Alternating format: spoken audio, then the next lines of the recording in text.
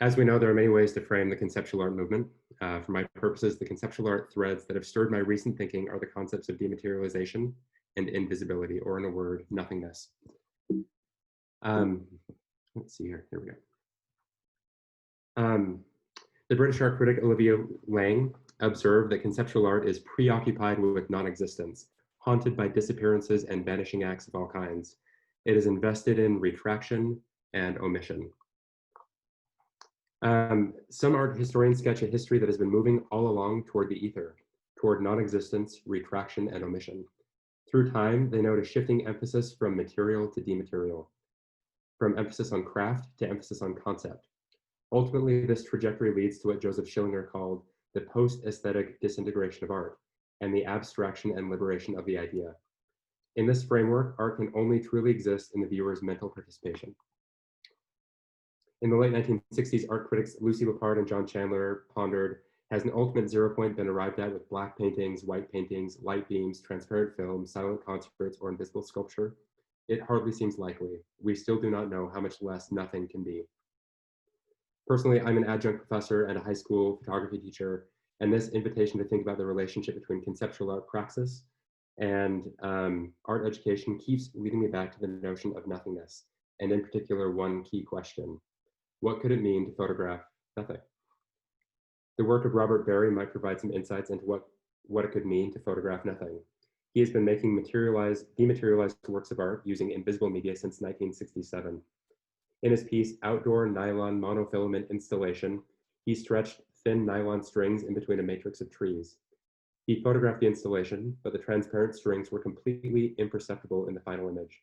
Ironically, even though this piece is accounted for in the literature, I couldn't find his photograph from this installation, but the MoMA archives did have a hand-drawn diagram. In his Inert Gas series from 1969, he released small amounts of krypton, argon, xenon, and helium into the atmosphere from large metal canisters partially buried in the ground. The resulting images show barren-looking desert landscapes with metal cylinders in the foreground, and it is presumed that gases are hovering somewhere in or around the frame, but they cannot be seen. Charles Growian writes that what puzzles him most about this piece is Robert Barry's adjoining text, Indefinite Expansion.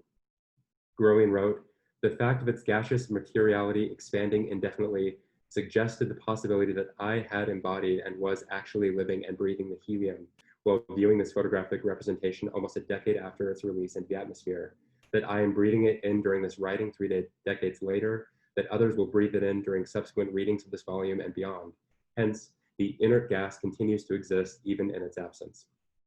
Growian builds a case for a more radical sense of nothing, where even the unseen may yet have sway. Perhaps there's resonance here with Deleuze and Derrida's careful undoing of binary concepts like absence and presence. Through their work, even absence can be viewed as a form of presence and vice versa. This is more than wordplay. Robert Barry said that nothing seems to me the most potent thing in the world. It is also worth noting that the medium of photography has a complicated relationship with notions like absence and presence. Roland Barthes wrote that what the photograph reproduces to infinity has occurred only once. The photograph mechanically repeats what could never be repeated existentially. It is the absolute particular. While a photograph may represent something real, it was a moment in time that will never be again. And thus, each image becomes stuck in between presence and absence, somewhere between something and nothing, testing aesthetic and epistemological boundaries. Barthes has also made an observation about photography that feels similar to Growian's rumination about inert gases. Barthes said, the photograph is literally an emanation of the referent. From a real body, which was there, proceed radiations which literally touch me, who am here. The photograph of the missing being will touch me like the delayed rays of a star. All that said, Barthes may argue that every photograph is a photograph of nothing, but that nothing still has a strange influence. A photo can doubt and certify, negate as well as indicate. Other conceptual artists exploring notions of nothingness can provide additional insights about how we might photograph nothing. Richard Long, in 1967, paced in a field of grass until a line was matted down. Keith Arnett buried himself entirely, and Tom Friedman hired a witch to curse an 11-inch sphere floating 11 inches above a pedestal. Yet each artist used photography as a tool to underscore and preserve elements of their work, even while portions of their labor remained largely unseen. In the midst of reducing their material footprints and working toward an ultimate zero point, their cameras became co-conspirators and tools for the documentation of nothing. Despite their aims at dematerialization, these artists relied heavily on the material and materiality of the photograph. In another way, artists use the affordances of conceptual art to lean into nothingness and then document whatever emerges. I recently interviewed Nina Cacciatorian for a separate project. As a self-prescribed rule, she plays with available space and materials within the confines of very strict limitations. For example, she'll lock herself in an airplane laboratory and try to make something with only materials on hand.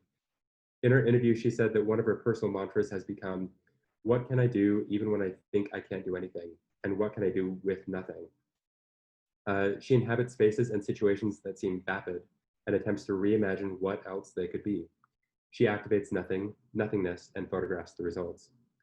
As an experiment, I'd like to play with the structure of this Zoomposium. I have a proposition to anyone who's out there listening. From where you are sitting right now, use a camera phone and try to create your own photograph of nothing. In the few moments between now and the next presenter, see how many photographs of nothing you can generate. I'll provide a hashtag at the end of this presentation for anyone inclined to post their responses online. As you work, I'll read 9 different prompts, provocations, and propositions. You could also think of these as 9 modalities for creating imagery of nothing. I explored these questions with my high school photography students after our classes went fully online this spring, and their images will accompany each modality. Number 1, remember the French poet Paul Verlaine's treatise for nuance, only nuance. Empty your frame, dismiss any prominent features. This is an exercise in subtraction and deletion. 2, create a photograph that is not a photograph of by strategically outwitting or fortuitously failing the medium. Exclude the subject, the camera, the negative, and so on. Assign light a performative instead of an interpretive function. 3, disorient your viewer. Omit horizon lines and anything that could give the viewer their bearings. Lean into ambiguity. 4, there we go. 4, enclose yourself in a small, bland space. Step into nothingness and create imagery inside. 5, blatantly violate camera protocol. Overexpose or underexpose, miss the focus, damage the negative, or corrupt the digital file. Instead of an image that says this, make an image that says not this. Number 6, embrace decay. Let your photos become nothing. Treat photographic prints as sculptural objects that are meant to be destroyed. Allow your prints to be folded, faded, soaked, dissolved, crushed, torn, buried, etc. Number 7, photograph something that cannot be seen. Number 8, photograph something that only you know is there. And number 9, lastly, photograph something you hope is there. When you've created a few images from wherever you happen to be sitting, feel free to post them on Instagram with this hashtag, photographing nothing. In closing, the affordances of conceptual art can reframe our relationship with photography, and they can open up complex visual dialogues with our students. Through grappling with the concept of nothingness, we may come to believe, with Robert Barry, that nothing is the most potent thing in the world. Perhaps we'll be sensitized to more radical forms of dematerialization. Perhaps by attempting to photograph nothing, we will learn to capture and seize less. Perhaps by underscoring these conceptual conversations about nothingness, we, along with our students, will begin to notice the unseen, give heed to the invisible, and accommodate the undocumented. Perhaps we will emphasize ourselves less and move more freely into the ether. Perhaps in time, we will be more content with being less nothing. Thanks.